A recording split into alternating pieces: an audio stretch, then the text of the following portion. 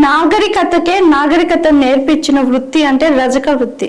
అలాంటిది ఇప్పుడు వివక్షకు గురవుతుంది. ఇంకా వివక్షకి గురవుతూనే ఉందా, కొనసాగుతుందా సార్ ఈ వివక్ష అనేది?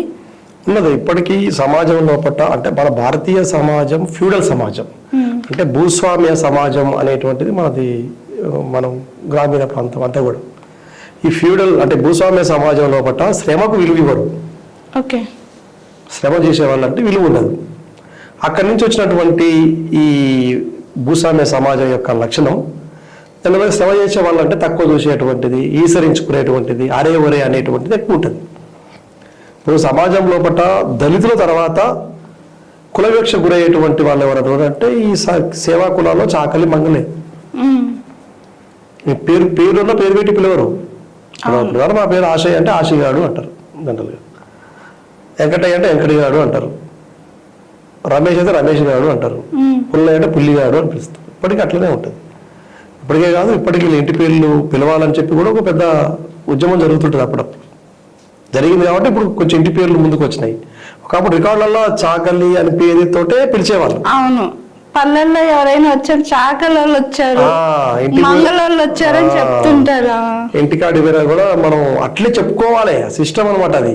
ఇది ఫ్యూడల్ సిస్టమ్. లేదంటే రజక వృత్తిదారులు వాళ్ళ ఇళ్ళ దగ్గరికి, అంటే రైతుల మన ఆసాముల ఇళ్ళ దగ్గరికి వెళ్ళినప్పుడు, ఆసాములు అంటారు మన తెలంగాణలో, ఏమనాలంటే అమ్మా నేను సాకల్దాన్ని వచ్చినా అని పిలవాలి. గుమ్మం దగ్గరికి వెళ్ళి, అంటే గడప దగ్గరికి వెళ్ళి. అప్పుడు ఆ ఇంటి యజమాని లేదంటే అక్కడ దొరసానో లేకపోతే అక్కడ ఉన్న వాళ్ళు చాకల్ది వచ్చింది, బట్టలు ఇవ్వండి, అన్నం పెట్టండి చెప్తుంటారు. వాళ్ళ ఇంట్లో ఉన్న కోడలకో లేకపోతే అట్లా రెగ్యులర్గా పిలుస్తూనే ఉండాలి. అట్లా వేస్తాడు. నేను రోజు వచ్చినా కూడా నేను అట్లా పిలవాలి. అట్లా పిలిస్తేనే వాళ్ళు బట్టలు ఇస్తారు, అన్నం పెట్టి పంపుతారు. నేను ఊరికనే వెళ్ళి నేను పలానా వచ్చినట్టు కుదరదు. నువ్వు అనమంటారు. అనకపోతే కూడా నిలబెట్టుకుంటారు గంటల గంటలు. ఇప్పుడు ఏమవుతుంది, ఒకప్పుడు చేశారు పెద్ద మనుషులు, అప్పుడు పాతకాలంలో అట్లా అని పిలిపించుకున్నారు. ఇప్పుడు న్యూ జనరేషన్లో దీన్ని పిలవలేక కూడా అనలేక కూడా ఈ వృత్తిని దీని పక్క జరిగి కూడా వెళ్ళిపోతున్న పరిస్థితి. దీని గురించి ఈ అవమానకరమైన అంశాలతోటి మనం అట్లా పిలిపించుకునే పద్ధతి, సిస్టమ్ పోవాలి కదా.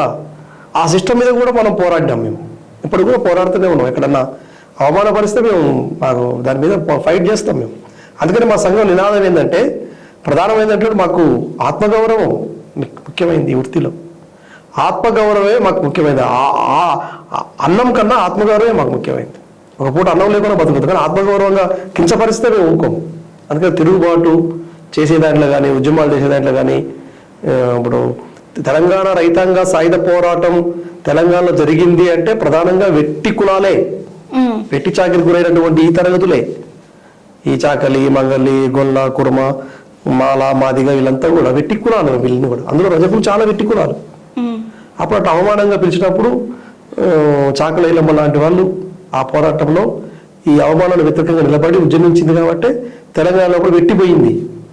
అవన్నీ కూడా ఆ వెట్టి కొట్టాలు, వెట్టి చాకిరి అనేటువంటి తెలంగాణలో ఉన్నటువంటి పరిస్థితి అది. ఇంకా కూడా అక్కడక్కడ ఉంటూనే ఉంటుంది వివక్షత. అవమానం పరుస్తూనే ఉంటారు, జరుగుతూనే ఉంటాయి. కులాంతర వివాహాలు చేసుకుంటే కూడా చెప్పబడ్డారు తెలంగాణలో.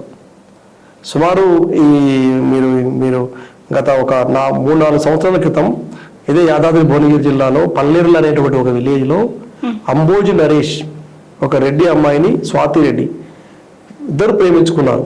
పెళ్లి చేసుకుంటే ఆ అబ్బాయిని చంపి కాల్చి బూడిద చేసిన సంఘటన జరిగింది.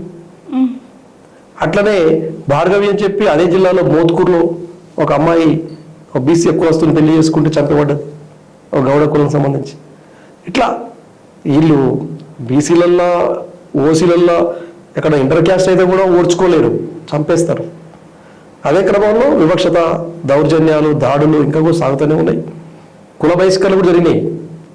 ఇప్పటికీ ఉత్తర తెలంగాణ నిజామాబాద్ కానీ, కరీంనగర్ కానీ, ఆదిలాబాద్, నిర్మల్ ఈ ప్రాంతంలో అభివృద్ధి కమిటీల పేరుతోటి బహిష్కరణకు పోయిన వాళ్ళు ఎక్కువ అంటే రజకులే. అంటే అక్కడ సిస్టమ్ ఏంటంటే ఆ గ్రామ అభివృద్ధి కమిటీ నిర్ణయిస్తుంది ఎంత ఇవ్వాలి, వేతనం ఎంత ఇవ్వాలి, ధాన్యం రూపాయలు ఎంత ఇవ్వాలి, డబ్బు రూపాయలు ఎంత ఇవ్వాలి. ఆ కమిటీ నిర్ణయించడానికి కట్టుబడి ఉండాలి. గిట్టుబాటు అయితే లేదంటే బహిష్కరిస్తారు. అట్లా రజక కుటుంబాలు చాలా బహిష్కరణకు గురైనాయి ఊరి నుంచి.